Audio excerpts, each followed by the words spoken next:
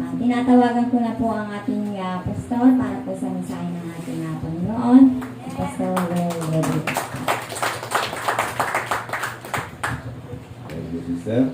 So, paki-adjust ng 16. Hello. Pagpihira ng konti, masyadong malakas sa akin.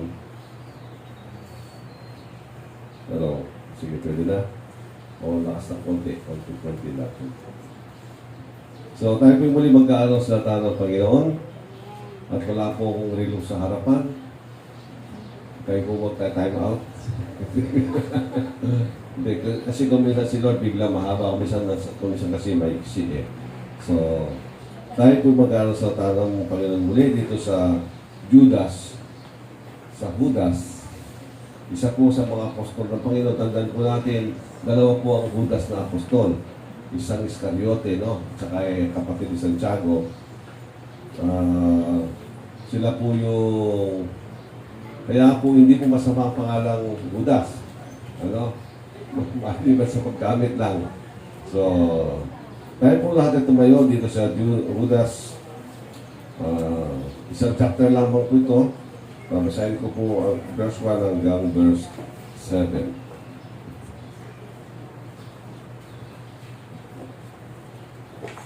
Ito po nakasaad.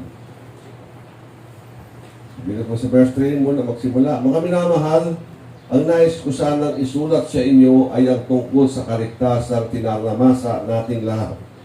Ngunit nakita ko ang kailangang isulat sa inyo'y isang panawagan na inyong ipaglaban ang pananampalatayang ipinagkaloob minsan at magpakailanman sa mga banal.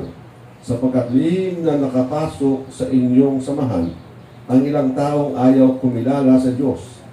Binabaluktot nila ang aral tungkol sa kagandahang loob ng Diyos upang mabigyang katuwiran ang kanilang kahalayan. Ayaw nilang kilalanin si Jesucristo, ang kaating kaisa-isang pinuno at Panginoon. Noon pa mang una, sinabi na ng kasulatan ang parusang nakalaan sa kanila. Kahit na alam na ninyo ang lahat ng ito, nais ko pa rin ipaalala sa inyo na matapos iligtas ng Panginoon ang bansang Israel sa lupain ng Ehipto, pinuksa niya ang mga taong hindi nananalig sa Kanya. Alalahanin din ninyo ang mga anghel na hindi nanatili sa kanilang dating kalagayan at kapangyarihan, sa halip ay iniwan ang kanilang tahanan, kaya't sila'y ginapos ng Diyos ng di mapapatid na talikala at ibinalanggo sa malalim na kadiliman hanggang sa sila'y hatulan sa dakilang araw ng paghuhukom. Alalahanin din ninyo na ang Sodom at Gomora at mga karatig lungsod ay nalulong sa kahalayan at di likas na pagnanasa ng laman, kaya't sila'y pinarusahan sa apoy na hindi namamatay bilang babala sa lahat. Tuloy po sa tanong Panginoon. Akin pong usog na konti.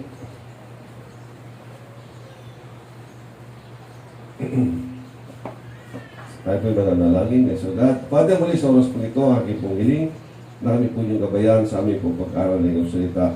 Aking pong dalangin kayo pong mag-usap sa puso, isipan ng bawat narito, na bawat nakakarinig, Panginoon, at aking pong dalangin na gamitin po niyo ang inyong likod sa oras ito na mahayag ang inyong kalooban. Maraming po salamat, Ama. Ito po ang aming dalangin sa pangalan po ng aming Panginoon Jesus. Ang lahat po'y magsabi lang. Amen. Tayo po makakapuna. Dito po sa pagbabasa po natin, ang sabi po ni Judas, ang gusto niya sanang isulat ay tungkol sa kaligtasan o sa na ibinigay sa atin sa pananampalataya ng kaligtasan na tinatamasa natin, na binigay minsan at magpakailanman. Pero sabi niya, nakita ko pangangailangan na iba ang aking isulat. At ako rin po nakita ko rin ang pangangailangan natin na kung minsan kailangan natin balikan ng mga bagay na alam na natin. Sabi nga ni Judas, alam mo na ito. Pero kailangan kong ibalik para makailangan kong muling sabihin, ituro, ipaalala, ipagunita, ibigay babala sa inyo kung ano ang dapat na magkaroon tayo sa ating buhay bilang isang mananampalataya. Ang sabi po ni Santiago, dahil may nakapasok na mga tao na iba ang turo. Marami pong ma-open sa mga ibang sasabihin ko kung sakali. Sa mga ibang lugar, sa ibang mga doktrina na meron tayo nakagisnan. Meron po ito sa katotohanan, sabi po niya, dahil itinuturo nila ang kakaiba na hindi na nila nagiging Panginoon si Kristo. Na itatakwil na ang pagiging Panginoon ni Kristo. Dahil sabi nga ng Panginoon, tinatawag ninyo ako Panginoon, Panginoon, ngunit hindi naman ninyo ako sinusunod. O ito rin po nangyayari. Kasi meron po mga nagtuturo ang sinasabi, tayo sa biyaya ng Diyos na ligtas at hindi dahil sa mga gawa. Kaya kapag ang tao tinuturuan mo maging mabuti ang kanyang asal, mabuti ang kanyang gawa, sasabi nila, hindi ka kailangan pagsikapan pa yan dahil tayo naligtas sa pamamagitan ng biyaya ng Diyos. Hindi po nila alam. Sabi nga po ng Bible, ang kabutihan ng Diyos, ang siyang humihila, tumatawag sa atin upang tayo magbago. Pero sabi naman ng ibang tao, hindi na kailangan pang magsisi, hindi na kailangan pang magsikap. Dahil tayo ang matuwid nila sa kanilang filosofiya, 2,000 years ago, napako na si Kristo para sa lahat. Sa past, present, and future. Para kung pakinggan mo, parang napako siya para saan? Para hindi ka manaparusahan kung ikaw ay mananalig kay Kristo bilang iyong Panginoon. Kung sa Kanya ka magtitiwala, lalapit kay Kristo. Gawin mo siyang Panginoon mo. At ito po kailangan po natin gawin. Kasi kung minsan hindi natin namamalayan, akala natin simple lang ang buhay Kristiyano. Para bang maraming Kristiyano kasi na relax lang. Para bang ligtas na ako, wala na akong problema. Kasi nakakasigurado ka pa. Nakakasigurado ka ba na ito nga ba kaligtasan mo ay mananatili sa iyo? Kasi sabi ng iba, hindi kailanman pabawiin ng Diyos. May covenant kayo eh. Sabi nga po ng sa salita ng Panginoon, si Kristo ay namatay para sa inyo upang kayo mabuhay para sa Kanya. Kaya ayaw mong mabuhay para sa Kanya. Matutupad ba na ay yung salita na si Kristo ay namatay nga para sa iyo? Na ikaw ay isang taong ayaw mabuhay para sa Kanya. It takes two to tango, it takes two sides of a coin para po magkaroon ng value. Meron po tayong pagkikipagkasundo sa Diyos. Kaya nga sabi niya, kapag tayo nakita natin ng Diyos kung gaano siya kabuti, ito yung tumatawag sa atin na makonsensya ka naman. Makonsensya ka sa ginawa mo dahil sa kasalanan, naobliga pa siyang mapango sa krus. Ngayon, anong gagawin mo? Okay lang ba sa iyo na magliwaliw ka, maglakwatsa ka, lahat ng gusto mong gawin, gagawin mo para sa iyong sarili kagustuhan, sa iyong sariling kagalakan, at hindi mabuhay na may kaayusan para sa Diyos. Ito po yung panawagan ng Diyos. Kaya nga po, kung nung kayo una makakilala sa Diyos, maramihan nga napapahiyak pa. Dahil ang sinabi nila sa kanilang sarili, Lord, namatay ka sa isang tulad ko na hindi naman karapat-dapat. Pero salamat. Nagpupuri tayo. Minahal mo ako at namatay ka para sa akin upang ako'y bigyan mo ng bagong buhay. Ang tanong, bagong buhay nga ba tayo? Meron. Ano klaseng buhay meron tayo? Kung minsan nakala natin ng mga marami po kasing problema ang Kristiyano, kung minsan nilisip natin, mga malalaking kasalanan lang ang pinag-uusapan. Tandaan po natin, walang maliit, walang malaki. Sa harapan ng Diyos, meron po kayong pag-uusapan. Kahit sabi ng Panginoon, ang bawat salitang lumalabas sa ating bibig, ipagsusulit natin yan sa Diyos. Tingnan nyo, kabigat mo sa salita ng Panginoon. Siya mismo nagsabi, si Kristo mismo nagsabi, ang bawat salitang lumalabas, ipagsusulit natin sa Kanya. May pag-uusapan kayo. May pag-uusapan. May usapin kayo ng Panginoon. At ang sabi po dito sa Panginoon dito, meron po sa sinabi, dito po ang isang mga magandang bagay na dapat nating makita, o kaya mahalagang bagay. Sabi nga po,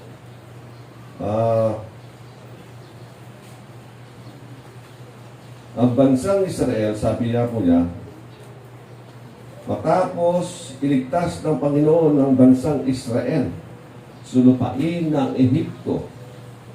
Kapagkatapos niyang iligtas, para bang tayo, pagkatapos tayong iligtas, para bang ito yung Israel dito. We are the spiritual Israel. Okay. Tayo po yung mga Israelita, in the spiritual sense. Dahil tayo mga mananampalataya, katulad ni Abraham. Tayo mga anak ni Abraham. Pinuksan niya ang mga taong hindi nananalig sa Kanya. Mga taong hindi nagpatuloy sa pagtitiwala at pananalig sa Kanya. Alalahanin din ninyo, tandaan po ninyo, pinuksa ng Diyos. Piniligtas niya pero maraming namatay dahil sa kanilang kawalan ng pananalig sa Kanya. Hindi sila nagtiwala sa Panginoon. Alam niyo, ang isang punto dyan mga reklamador. Isa po ito sa mga critical na issue sa Israel. Mga reklamador sa Diyos. Kung baga sa tao ngayon, o mga reklamador sa buhay, instead na magtiwala sa Diyos, nagre-reklamo. Ang sinasabi niya, Lord, nakala ko bang anak mo kami? Yun po isang mabigat na kasalanan sa harapan ng Diyos. Kapag po tayo nakakaranas ng mahirap, kasama po sa buhay, at tinuturuan po tayo manatili, manghawak, magtiwala sa Diyos.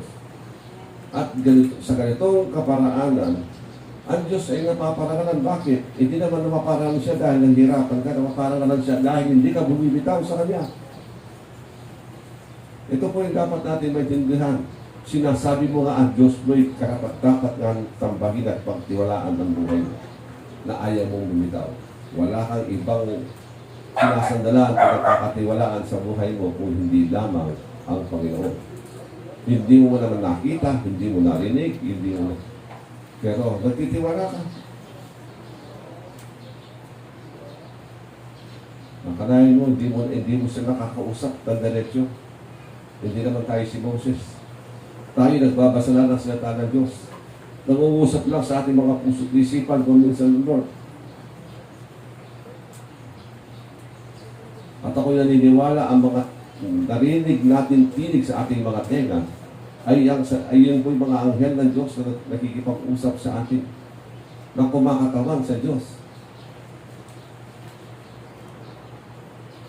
Meron po tayo kasi mga anghel na sugod ng Panginoon. Kung minsan hindi po anghel, mga anghel na sugod ng Diyos na binibigay niya. Nag-iingat sa atin, nag-minister sa atin, gumagabay, nagtuturo, nagbibigay na kung anumang anointing na binigay ng Diyos, na pinabibigay ng Diyos sa atin. Ang sabi pa niya,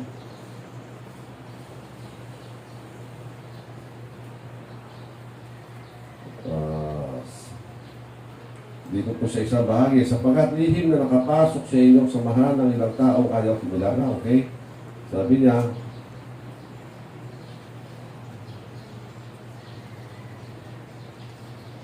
ayaw nilang kilalanin si Yesu Cristo, ang ating kaisa-isang pinuno at Panginoon. Noon pa bang una, sinabi na ng kasulatan ang parusang nakalaan sa kanila. Kahit na alam na ninyo ang lahat ng ito, nais ko pa rin ipaalala sa inyo na matapos iligtas ng Panginoon ng bansang Israel sa lupain ng Ehipto, binuksan niya ang mga taong hindi nananalig sa Kanya. Verse 6, alalahanin din ninyo ang mga anghel na hindi nanatili sa kanilang dating kalagayan at kapangyarihan, sa halip ay iniwan ng kanilang tahanan, kaya't sila'y ginapos ng Diyos nang di napapatid na talikala at ibinalanggo sa malalim na kadiliman hanggang sa sila'y hatulan sa dakilang araw ng paghuhukom. So sila po'y kinulong ginapos sa kadiliman. Ito po yung sinabi ni Pedro sa 2 Peter chapter 2 verse 4. Ayan po yung basahin ko si Pedro.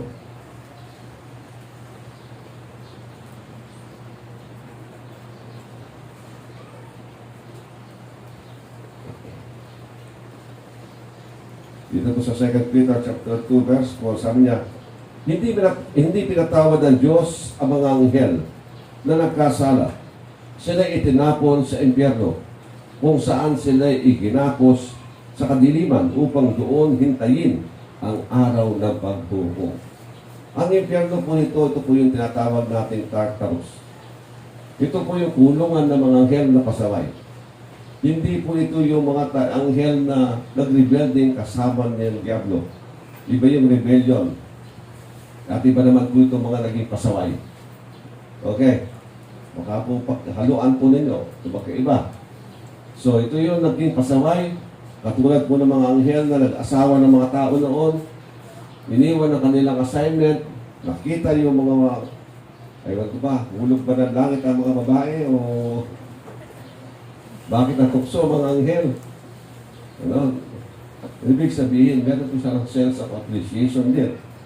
So, sila po yung hinuli, tinakilaan, at inalagay sa kulungan na kusikit na kadiliman. Pag sinabing kusikit na kadiliman, wala kang anumang maaninan. Para bang bulag ka ng mga bulag. Dahil mo ka ang bulag sa mundo nito.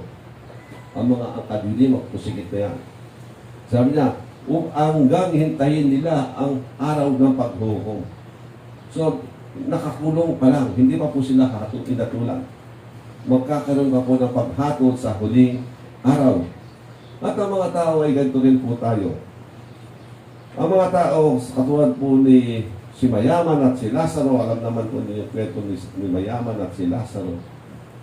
Nagising si Lazaro nandun sa kadungan ng Panginoon ni Abraham. Pero nagising, namulat ang mata ng Mayaman, nandun siya sa Hades. Kung saan mainit. Hindi po sinabi nag-aapoy. Sinabi niya mainit. At sa ngayon ay, bakit ito tao ito? Bakit siya napunta? Alam naman po ninyo ang kwento. Naging makasarili sa buhay. Naging in-enjoy niya kanyang buhay, kanyang sariling kapritsyo. Ginagawa niya. Wala siyang pakialam sa kahit sinong tao. Hirap na nga si Lazaro, hindi na kinalinga si Lazaro. So, nabuhay siya para sa kanyang sarili. At dinala siya doon. At naghihintay din ng araw ng paghukom. At ang lahat, ito po yung tinatawag na impyerno sa King James, sa bagong King James, ang tawag niya Hades. Nilagyan na po nila tamang pangalan. Yung hell sa kay Peter, Tartarus. Yung hell sa Lucas, Hades. At saka sa Revelation, meron din po siyang Hades. At pagkatapos, yun po sinabi ni Kristo, yung pagsusunugan sa mga tao, pagdating ng paghuhukom, yung ikalawang kamatayan, ang tawag niya, Gehenna. So, tingnan po ninyo ang mapupuntahan po ng taong makasalanan. O kaya mga anghel, saan sila napunta? Sa kulungan. Ikinulong sila. Pero ano yung purpose? At dito po nagkakaroon ng mga controversial issue pagdating po sa anong layunin ng mga kulungan yan. Ito ba'y para saktan? Alam po ba niyo, meron pong turo ang Revelation na binangkit niya.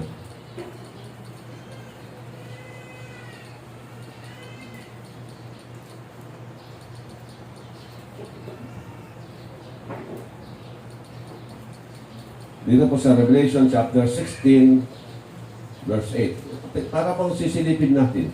Ano ba, paano ba kumilos ang Diyos? Ano ba nasa puso ng Panginoon? Ito po tingnan po natin dito sa Revelation chapter 16, verse 8 at saka 9. Sabi po niya, at binuhos din ng ikaapat anghel ang laman ng dala niyang mangkok sa araw. Ito po yung mga mangkok na galit ng Diyos.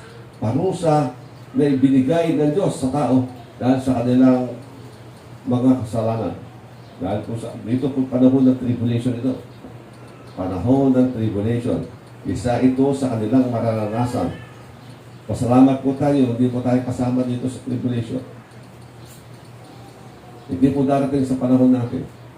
Tignan po ninyo ang kilos ng Diyos at ang puso ng Panginoon. Sabi niya, at ibinuhos din ng ikaapat anghel ang laman ng dala niyang mangkok sa araw. At ito'y binigyan niya ng kapangyarihang pasuin ang mga tao sa tindi ng init nito. Napaso nga sila.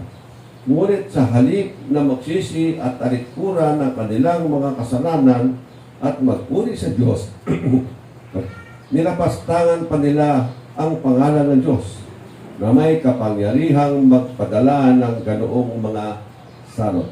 So, ang galit ng Diyos, dahil nagalit siya, nagpadala siya ng salot.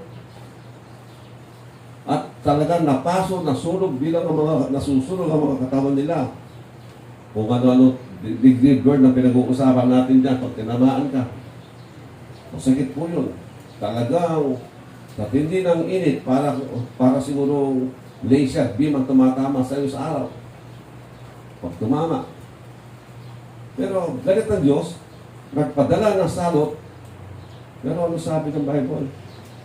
Naghihintay pala ang Diyos. Naghihintay siya na sila'y magsuko, magsisi, lumapit sa Diyos. Magbago ng buhay. Magbago ng kaisipan. Magbago ng direksyon. Kung ano man ang dapat baguhin sa kanyang sarili. Ito ang layunin ng Diyos kung bakit nagpadala siya ng salot. Hindi para parusahan lang. Kasi doon naisip natin, nagpadala ng parusahan ng Diyos, period. Makatandaan po natin, nagpadala ng salot ng Diyos. Hindi lamang dahil galit siya, kundi nawa ito'y magisusi upang ang tao ay mag-repent, magsisi at magbalik loob sa Kanya. Tingnan po nyo ang kahabagan pag-ibig ng Diyos. Kahit na nagagalit siya, kahit na nagpaparusa, pero sabi ko nga, lahat ng kilos ng Diyos may nakabalot o may dahilan. Nandun pa rin yung sustansya, sabihin natin, o vitamina, o balot ng pag-ibig.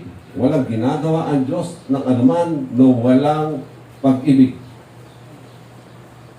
Para ka pinalo yung tatay o nanay, pinalo yung anak dahil pasaway. Galit na galit. Umuusok si nanay o kaya si tatay doon sa anak. Galit, pinalo. Bakit niya pinalo? Dahil gusto niya parusahan? Hindi. Para gusto niya turuan at magbago. Ganun din po ang Diyos. Sabi na, madalas, anong gusto niyo gawin? Madaling usapan o mahirap na paraan. Ito po ang ating pagkikipag-ugnayan sa Diyos kapag siya'y nagkikipag-deal sa atin. Kung makuha ka sa madali, o madaling usapan. Kung pasabay, sa mahirap na paraan. Kung anong level mo, susundan-sundan ka ng Diyos. Kasi ayaw kanyang mapalayo. Pero nasa tao, kung matigas pa rin ang ulo o hindi. Kung ayaw talaga sa Diyos, wala nang magagawa ang Diyos. Pero yung parusa, ibibigay niya, kalapat lamang at karapat-dapat lamang sa iyong ginagawa. Pero ganoon pa man, naghihintay pa rin ang Diyos. At ganoon din po ang ginagawa ng Diyos. Ito yung aking sinasabing maaari sa iba kung hindi nila ito maintindihan o hindi nila matanggap. Na ang Hades, kahit pa yung Tartarus, nandun sila. Nahihirapan sila doon at nasabihin natin na traumatize sila sa kanilang nararamdaman.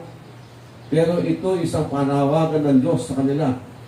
Will you still believe in me? Na kung kayo'y magbabalik loob sa akin, tatanggapin ko pa rin kayo. Ito ay isang mahirap tanggapin ng marami na sasabihin lang, pag ang tao ay namatay minsan lang, pagkatapos paghuhukom. Hindi naman po pinag-uusapan ng paghuhukom doon na life and death, susuriin ka. Pagsusuri. Pero hindi naman po ibig sabihin doon, kaya sabihin po natin, para kang binasahan ng judgment, pero hindi pa ina-apply.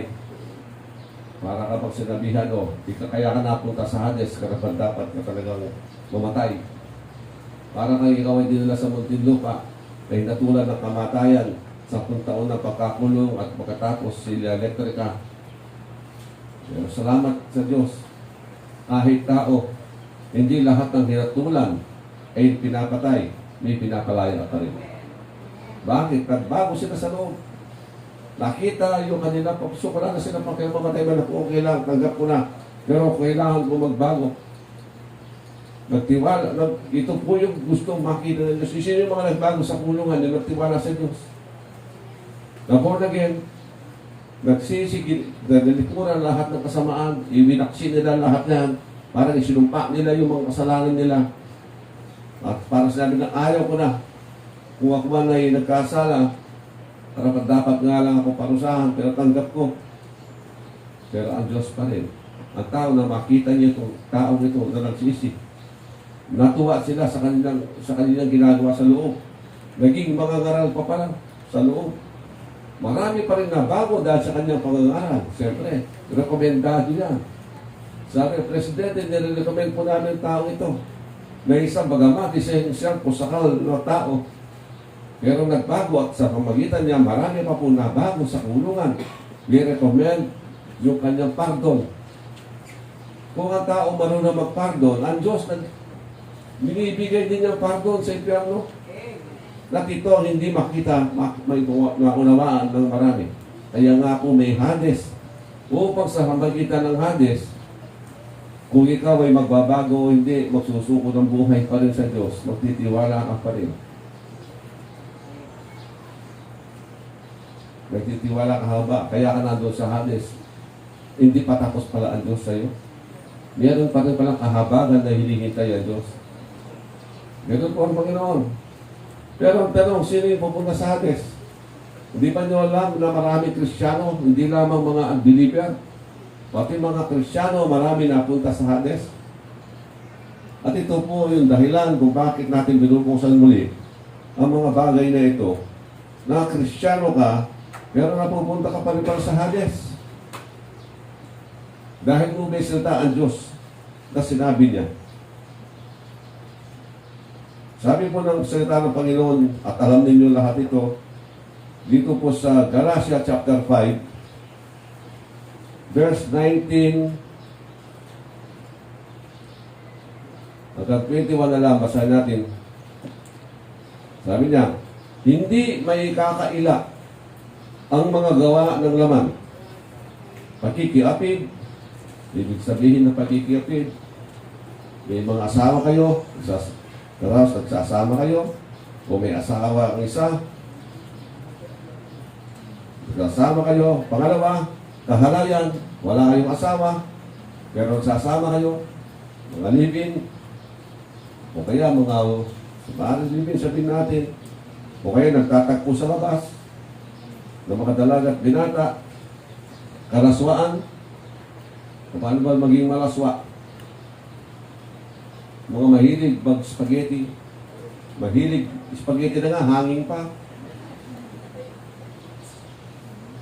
At pagkatapos, tagtag pa ng butas ang damit, yung kanyang pantalon. Yung lalaki walang iniisip, nagkakaisip. Tukso kayo. Ano? Hindi nyo pwede sisihin ng lalaki pag nagbibis kayo ng gano'n, tapos pag nakatingin, nagagalit kayo. Bakit? Sasabihin nyo, bakit kayo gano'n? Sabi nyo sa lalaki, kasalanan mo, naglantag ka ba naman? Ha? Nagpakita ka ng magagandang bahagi ng iyong kagandahan, o di? Ano? Yan po yung kalaswaan. No? Sabi niya, pagsamba sa Diyos-Diyosan. Ano yung pagsamba? Alam nyo, mga maliban sa mga ributo na sinasamba. Wala akong problema sana sa ributo. Maliban sambahin mo yan. O kaya alayan mo ng bulaklak at nananalangin. Ganyan po yung mga pagsamba. Pero anumang bagay na nakahigit sa Diyos ay idol mo. Yung pinagpapalit mo ang Diyos sa anumang bagay, maging idolatry po yan. Sabi niya, pangkukulam. Dati dito, may mga mangkukulam, ngayon hindi na. Kasi hindi pa sila born again noon. Sila born again, o tumigil. Pagkapuot, sino pa dito yung nagkagalit pa? Tignan po nyo ha, pagkapuot, nakalinya po sa mga kahalayan, pakikiapid, kasama yan, hindi po yan hindi. Galit pala yan sa puso. Bakit ano sabi ng Lord? Ang tao na pupuot sa kanyang kapatid ay pinatay mo lang kapatid mo. Isa na parang pagpatay ang kapagkapuot. In the spiritual sense, you are a murderer. Yan po ang spirito ng pagpatay, pagkapuot. Kasunod niya, pagkaway-away. Sino po yung mahilig makipag-away?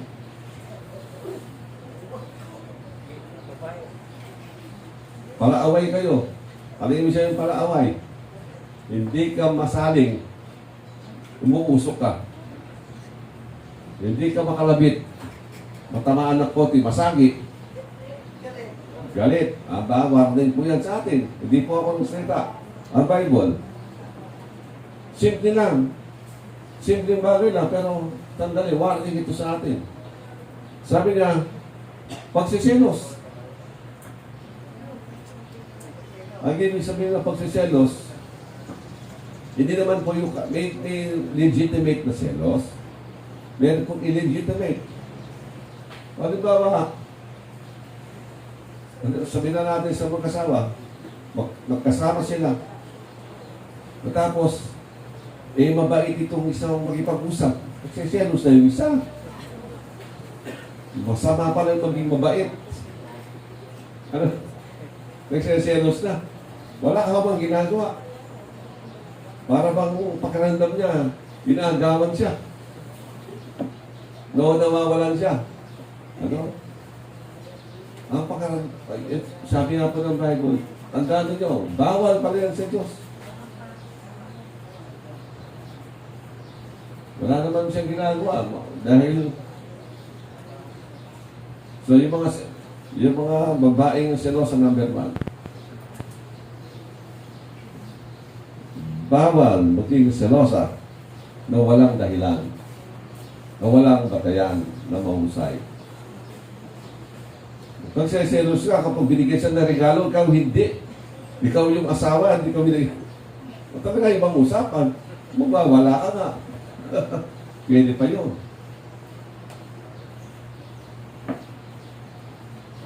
Sabi niya, pagkakagalit, hindi ka na pag-away-away, pagkakagalit, kapag may galit pa rin kayo, kahit yung galit na hindi binibitawan, kahit simpleng galit lang na hindi binibitawan, hindi sinusuko sa Diyos. Warning po yan sa atin, pagkakagalit, kasakiman, ako, ano ibig sabihin ng kasakiman? Anong bunga ng kasakiman? Kapag sakim ka, ang bunga niya madamot. Kapag sakim ka, kapag samantala. Kapag sakim ka, nag-i-interest kang yumaman, at sabi ng Bible, ang taong gustong yumaman, nahuhulog sa maraming tukso o gawang hindi tama. Ito yung espiritu nagtutulak sa iyo na gumawa ng hindi tama. Ibig sabihin, may karga ka. Automatic, no? May karga ka rin. Pagkakampi-kampi. Alam mo yung kampihan kayo dyan. Mabuti dito sa atin, walang conception at walang tapas na tatalo. Para pang dahilan ng kampi-kampihan. O yung mga kabataan, ano kaya kami kampi-kampihan dyan, hindi ko alam. Walang kampi-kampi. Para may mga leaders kayong tinitingnan, tapos meron kayong kanya-kanyang sinusundan. Isa lang ang leader natin talaga dito, ang Panginoon lang. Yun lang ang dapat. Kaya huwag kayong magkampi-kampi. Katulad na sinabi ni Pablo, ang iba nagsasabing siya kay Pedro, yung sasabi niya kay Apollos, ang iba kay Pablo, At ang iba naman nagsabi kay Kristo. Sabi nga niya ni Pablo, ako ba ang napako sa cross? Yun po yung pagkakampi-kampi. At pagkabahabahagi, kasama po yan, sinabi na rito, pagkabahabahagi. Ano pa? Pagkaingit. Ayaw ko po maging mabilis magbasa para po mag-sync sa inyo. Kayo ba'y mainggitin pa rin? Ay, meron siya. Dapat ako meron din.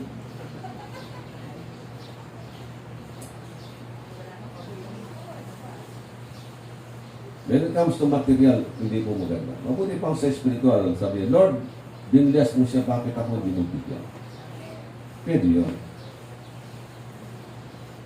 Hindi ka naman nainggit na, alam mo, kapag sa tao, material, pag nagkakainggit, nagpapataasa ng ere. Kaya gusto mo, gusto mo makahigit sa kanya. Yun po ang bunga ng pagkainggit. Sabi niya, paglalasing. Yung pong lasinggero. Yung mga tao sa Corinto na nalasing dahil sa kanilang hindi tamang pag-inom. Napapagalitan sila. Tapos sabi niya, walang habas ng pagsasaya. Wala ka nang ginawa kung hindi magsaya sa buhay, wala ka nang inaalalang iba na marami palang taong kailangan abutin. Lalo na sa Ebanghelyo. Dahil hindi ka na marunong makidamay, ayaw mo sa punta sa mga lugar na marami taong nagdaramdam. Ayaw ko, malungkot yan. Gusto ko doon ay masaya. Sabi nga ng Panginoon, mas maganda magpunta ka sa bahay o sa mga taong nalulungkot kaysa doon sa mga taong masayahin. Kasi nalulungkot, kailangan mo siya pasayahin. Kailangan mo siya bigyan ng lakas. Yun pala ang dapat priority na tinutulungan, sinasamahan. Yung taong nalulumbay. Sabi po niya, at iba bang katulad dito. So, hindi lang pala ang mga ito. Meron pa. Kung ba ano nyo nakita ang pagkasimple ng iba, sabi po ni Apostol Pablo, muli ko kayong binabalaan. Isa warning. Wala pong maliit na bagay. Nagselos lang, may mapagselos, may inggitin, nagkakampi-kampi, meron ka lang galit. Yung iba mabigat kasakiman mabigat yun. Yun lang galit na hindi mo binibitawan. Simple lang, may galit ka. Sama ng loob. Kapag kayo ay may sama ng loob, ito yung sabi niya, muli ka kayong binabalaan. Ang gumagawa ng mga ito ay hindi makakaroon ng bahagi sa kaharian ng Diyos. Sabihin mo, bakit hindi ata balanse? Yung mga pumapatay ng mga kriminal, na born again, napunta sa langit. Na born again, nagbago. Alam nyo, ang nakikita ko dito, dahil lang ba,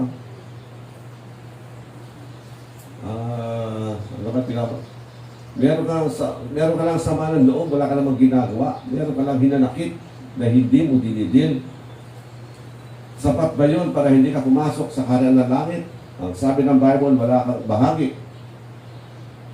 Di ba unfair yun? Ano solusyon? Hindi naman unfair ang Diyos. Kung yung mabigat na kasalanan makakapunta sa langit, bakit yung samalan ng loob? Wala naman akong ginagawa. Hindi ako makakapasok sa langit. Totoo sinabi ng Bible. Hindi ka makakapasok sa langit dahil pag nagkita kayo, yung puot mo, nasa kanya pa rin. Ito yung taong ayaw na ayaw mo. May solusyon ng Diyos. Kaya napupunta sa impyerno, sa Hades, ang Kristiyano, upang idil ng Diyos. At doon ay paunawa na kanyang mga maling gawain dapat iwaksi. Dapat isuka. Na dapat niyang magbago ng isip, damdamin, maglinis ng sarili para kang iririhab. I-cleansing ka ng Lord, babanlawan ka doon. Kaya lang, pagbanlaw, mainit. At ito ang gagawin sa iyo ng Diyos. Kung magsusuko ka, kung magtitiwala ka pa rin, magsisi, Lord, patawarin ninyo ako sa lahat ng aking pagkakasala, sa lahat ng aking kapabayaan, kakulangan.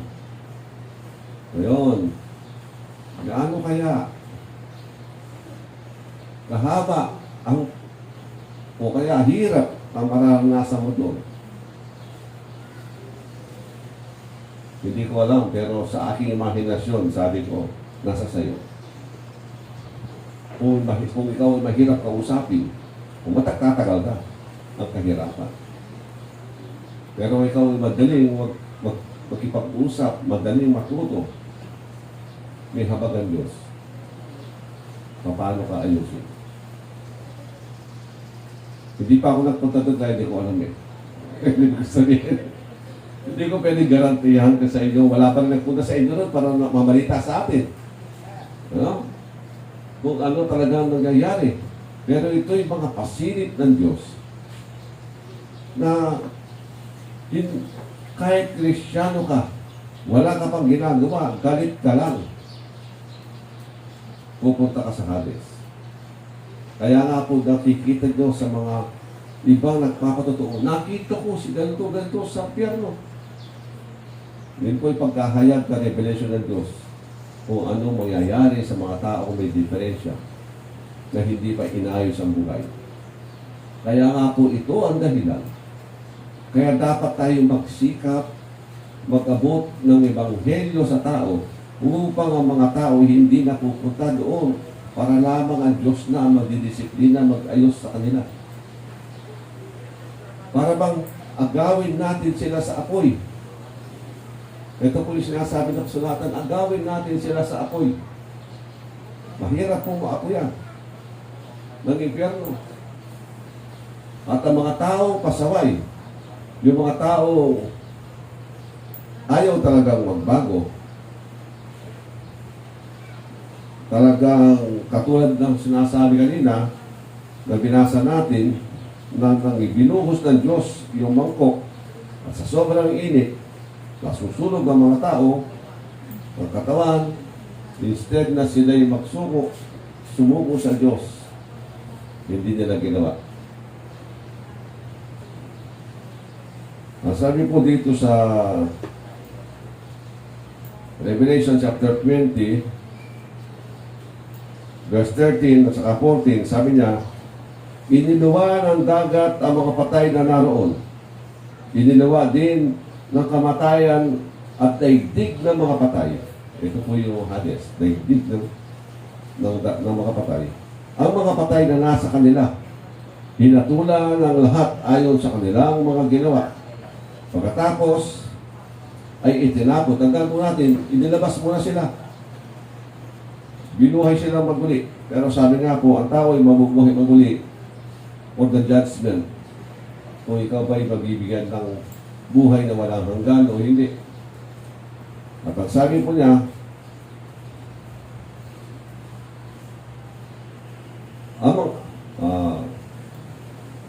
ang mga patay na nasa kanila, hinatulan ng lahat ayon sa kanilang mga ginawa. Hindi ito about your credit, ginawa. Ito po yung bunga ng ginawa mo. Paano ka ngayon, maliban doon sa ginawa mo, ano naging kaugnayan mo ngayon sa Diyos? Paano ka ngayon nagkipag-deal sa Diyos? Ito po yung mga issue. Kaya nga po yung mga tao na katulad ng napako sa krus. Bagamat siya kailangan mamatay, pupunta sa impyerno, pero hindi na siya napunta dahil nagkipag-deal siya sa Panginoon ng tama. Tinanggap man niya ng parusa.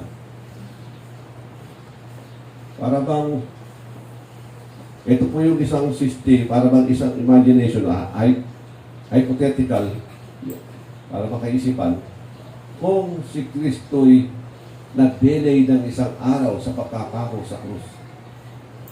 Yung bang napakong sa krus na dapat maligtas sana, hindi niya nakausap si Kristo. Ang tanong ko, saan siya pupunta? Sa Hades. Maliligtas pa rin ba siya? Hindi siya maliligtas kaagad dahil dadaan siya sa Hades. Pero hindi dahilan para hindi siya dapat maligtas. Ididilisan ng Panginoon sa ibang paraan. Pero mahirap. Kaya ito yung pananagutan natin, mga Kristiyano, na dapat tayong mangaral upang agawin natin sila sa apoy ng impyerno, ang Hades. Kung hindi natin magawa, pupunta siya sa Hades, pero ang Diyos hindi patapos siyang gagawa, ikilos. Ngayon, sasabihin ng iba, balik ko lang sa inyo, Biblia ba yan? Na kahit sa mga sa Hades, may naliligtas pa. O, basahin po natin.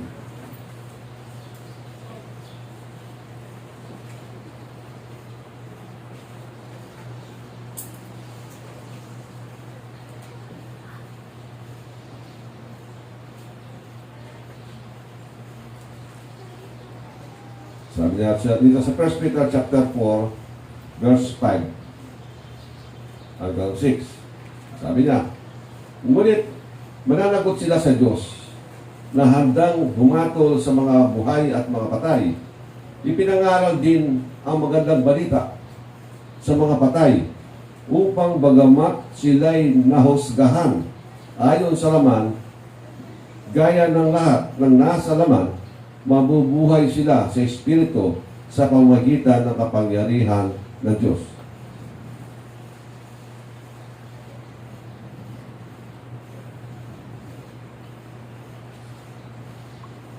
Mas maganda kung basahin natin ang buo ito para maintindihan nyo.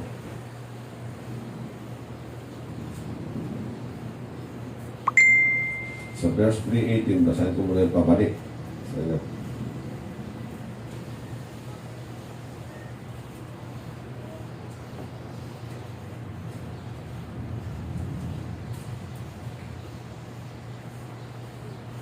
So, chapter 3, verse 18, pababa, sabi niya, sapagkat si Kristo na walang kasalanan ay namatay, nang minsan para sa inyo, na mga makasalanan, upang iharap kayo sa Diyos.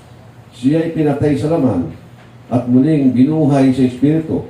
Sa kalagayang ito, ibig sabihin sa kalagayan ito, nung siya'y namatay sa laman, sabi niya, nagpunta siya at nangaral sa mga Espiritong nakabilanggo. Espiritu nakabilanggo, bilangguan pinag-uusapan natin dito. Sabi niya, sila ang mga espiritong ayaw sumunod noong matyagang naghihintay ang Diyos ng panahon ni Noe habang ginagawa nito ang daong. Doon ay iilang tao, 8 lamang ang nakaligtas sa tubig. 8 lamang ang nakaligtas sa tubig. Kaya nga po sa verse 4 ng ating babasahin na, ngunit, sabi niya, sa verse 6, ipinangaral din ang magandang balita sa mga patay. Ayo, parang kadugtong po ito. Ipinangaral din ang mabuting balita sa mga patay upang bagamat sila'y nahusgahan ayon sa naman, ibig sabihin na nakatulan sila, na pinalubog sila ng Diyos. Panahon ni Noah. Sabi niya,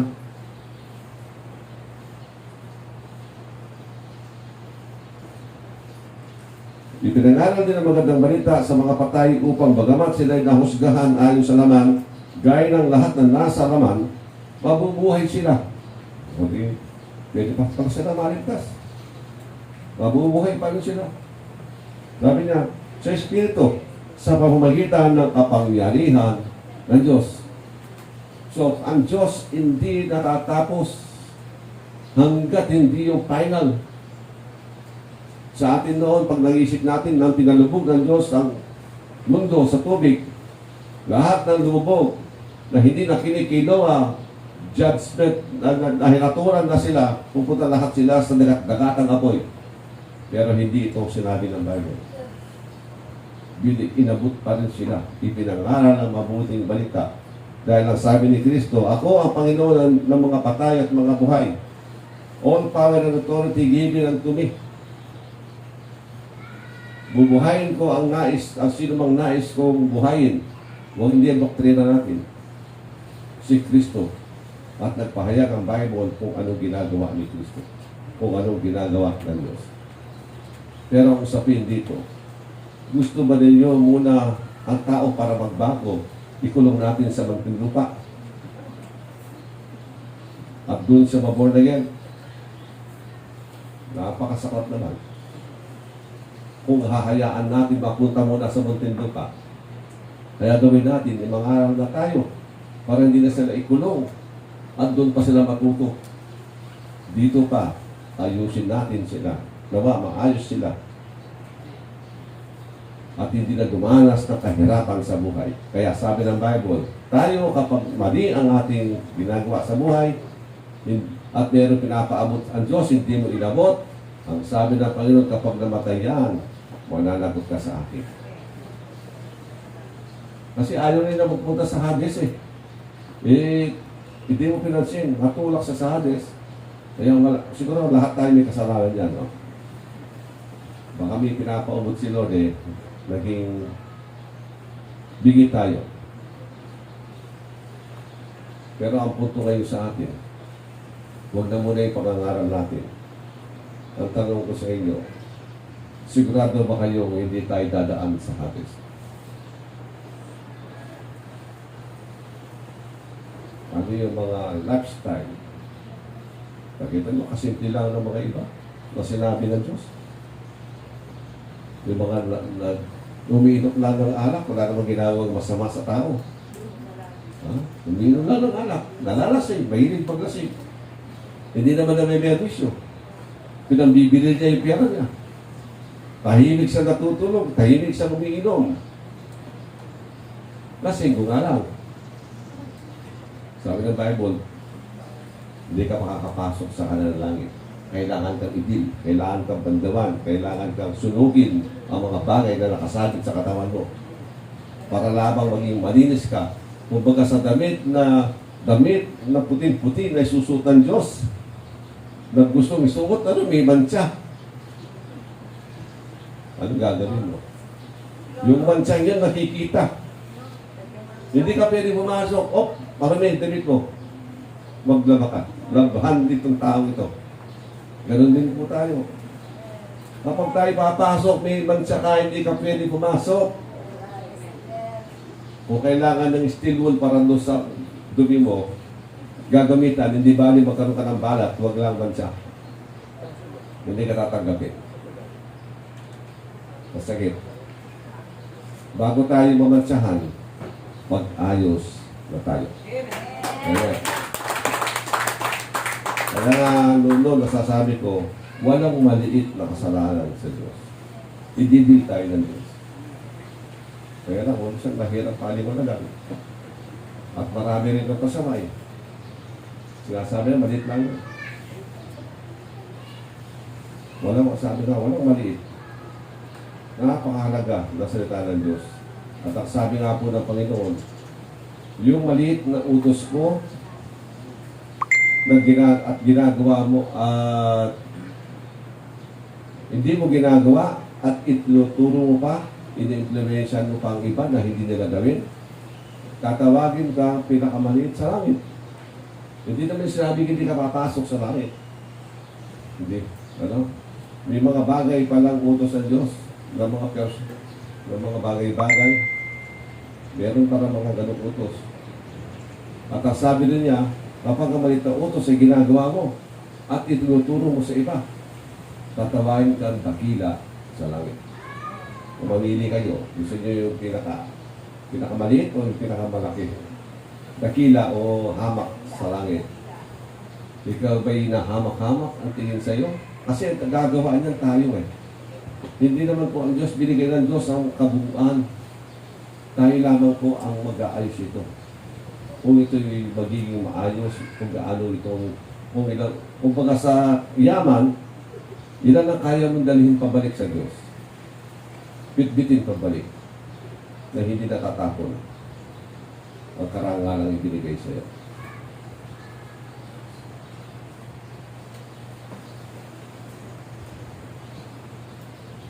Kaya, yung ugali natin, At alam nyo, anumang uga, sabi ka kanya, at tulad ng mga ito. At iba pang tulad ng mga ito. So marami pa. Hindi na lamang inilista at sobrang dami. Nagbigay lang ng halimbawa si Pablo, nakukunti, pero nasasalamin mo na. Ibig sabihin, anumang alam mo hindi tamang gawa, huwag mo na gawin.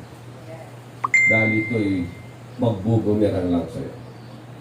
Matakot ka sa Diyos, ang makapangyarihan sa lahat.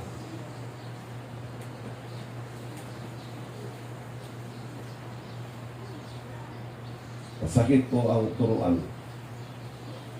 Naalala ko, yung natwento ko na minsan sa inyo, si Archie de Horsey, siya'y pasaway. Para pag sinasabi niya ako, pasaway ng mga pasaway. Kaya ako balik sa kulungan, lagi siyang binibail out ng mga kaibigan, na magsawa na sila, pasaway talaga, hinayaan na sa loob. At dumanas siya ng mga kahirapan, pero sa biyaya ng Lord, doon naman siya na born again. Bago ang buhay. At pagkatapos ng makita, bago na binilya ni Lord, nagkaroon ng isang maganda pagkakataon, binayaran ang dapat bayaran para siya makalabas. In-interview siya tungkol sa buhay niya. Nasabi nga niya yung kanyang pagiging pasaway. At dahil siya nakulong, siya nakakilala sa Diyos at nabago. Ang tanong sa kanya, kung ito ba iba, kung ang buhay mo ba ibabalik, okay lang ba sa iyo na balikan mo nakalipas? Kaya ibig sabihin, pagkatapos mo maging pasaway, papasok ka muli sa kulungan para ka magbago. Alam niyo sabi na, ayaw ko na. Ibig sabihin, traumatic experience ang pagpasok sa kulungan. Hindi biro. Kahit sinaligtas, kung tatanungin mo, gusto mo bang balikan, kung the same opportunity bibigay siya ng Diyos sa kulungan na papasok, sabi niya, ayaw ko na. Para bang sabi niya, mas gusto ko na lang mamatay na lang. Sa hirap ang dinanas ko, hindi ko biro. Kaya nga ang Panginoon, napako siya sa krus dahilan. Dahil sa kanyang pag-ibig sa atin, ayaw niya tayong dumanas ng anumang hirap. Gusto niya kaginawaan, kasaganaan, kapayapaan, kagalakan ang gusto niyang ibigay sa atin. Kaya ito yung dapat natin pasalamat. Kaya ganito pala ginawa ng Panginoon. Anong pasasalamat gagawin mo? Kung kinikilala mo nga ang kabutihan ng Diyos, magbabago ka. Mag-ayos ka ng buhay. Magsamba at maglingkod. Na may kaayusan, kalinisan. Prioritize mo ang Lord sa buhay. Marami sa atin hindi pinaprioritize si Lord. Second lang kung minsan. Iba ang priority. So bago hindi natin alam kung ano magiging consequence kapag hindi natin nagbago, kapag hindi tayo nagbago. Dapat prioritize natin ang relasyon natin sa Diyos. Tandaan po natin, noong nga po prayer meeting, nasabi ko, ang pinakamahalaga sa buhay, pinakamahalaga, our relationship. Ang mga nabanggit nito is our relationship sa ating Diyos at sa ating kapwa. Kapag mali yan, mananagot ka. At ang relationship naman, kapag tamang relationship mo, nagiging magaan, ang pakiramdam sa loob mo, ang inner feeling mo, lahat yan, emotion, lahat yan, payapa. Hindi ka mukha ng sobra kang yaman, maglo naman ang relasyon mo sa buhay. Hindi ka nang masaya. Sabi nga, anihin ko ng pera. Nagkawatak-watak ang pamilya. Tapos, ang pangalawa, pinakamahalaga, yung iyong kalusugan. Kalusugan, yan ang tunay na yaman natin. Hindi pera. Alam niyo kung bakit nauna yung relationship bago kalusugan. Sabi na, kung kalusog ka man, magulo naman, wala nang pera. Kung naman maganda relationship mo, may sakit ka man, marami nag-aalaga. Di ba? Kasi, mahalaga ka sa kanila. Tama yung relasyon mo. Pagsisilbihan ka nila, pagagaanin ng loob mo. Tutulungan ka nilang ma-ibsan ang anuman nararamdaman mo sa loob. Yung mga gawa nila, their act of kindness, ay magbibigay siya ng strength and joy. At nakakapagpuri ka sa Diyos, Lord, salamat sa pag-ibig, pagpapahalaga na tinatanggap ko sa mga tao ito. Di ba masaya ka rin? Pangatlo na lang ang pera. Kailangan natin ang pera sa atin. Pero hindi na prioritize natin. Relationship. Kapag mali ang relasyon mo, may pagkakalagyan tayo. Bababa lahat ng epekto. Mali ang relationship, masisira. Makakapekto sa kalusugan, makakapekto sa financial. Pero hindi, number one talaga.